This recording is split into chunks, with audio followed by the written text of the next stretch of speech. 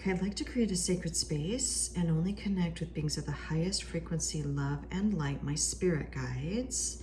So am I connected to my spirit guides? Yes. Am I connected to my spirit guides? Yes.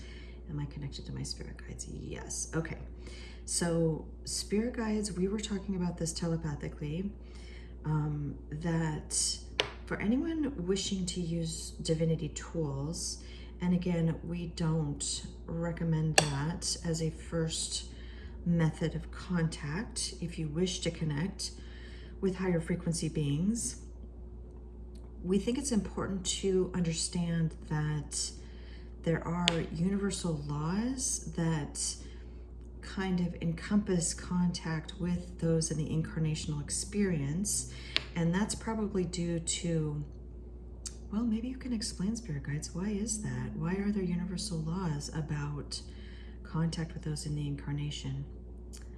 Because those in the incarnation are having an objective experience that is separate from contact with higher frequency beings, and that is part of the purpose of the incarnational experience, to have an objective experience that is separate from their true identity as souls or aspects of source consciousness. Okay, so that's kind of, if other beings, if higher frequency beings were able to connect us to us and with us ad nauseum without any guardrails, that would completely change the type of experience we're having, and it would not be the free choice objective experience for soul growth that we are intending to have as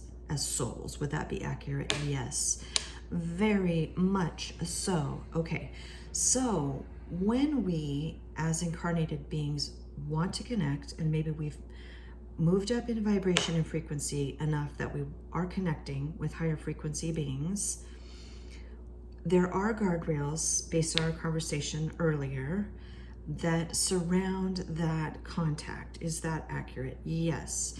Can you explain more about what those guardrails are and how we can confirm and ensure that we are connecting with the beings we're trying to connect with?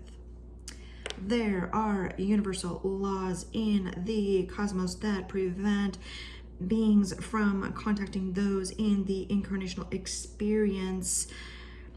And for those who use divinity tools to contact higher frequency beings, we advise that you ask 3 times to confirm who you are connected with, because if you do so, those who are impersonating beings you are trying to connect with cannot move forward with that contact.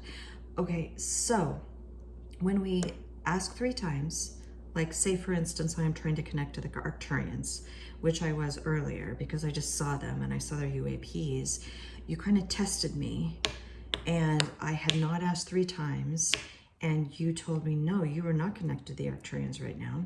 You haven't asked 3 times, and it's your spirit guides, and we're showing you that you need to use discernment and be sure to use these guidelines and parameters, and in order to make contact with who you are trying to make contact with. Yes. Okay. And can you explain, spirit guides, what maybe some of the pitfalls are of connecting with beings who are trying to maybe impersonate the other beings who they are trying to connect with?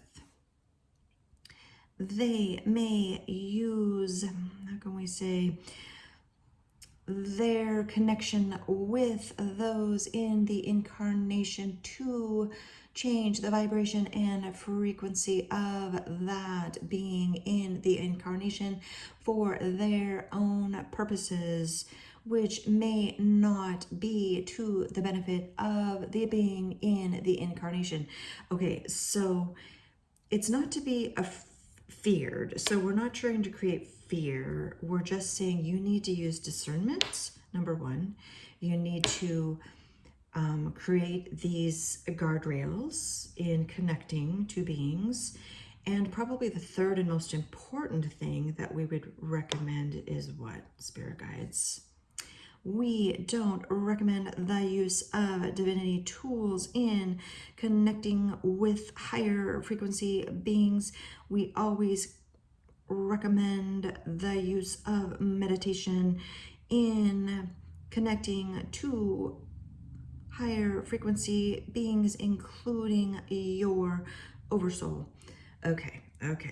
I just think that's important that we talk about this. And I've heard some other channelers mention this before.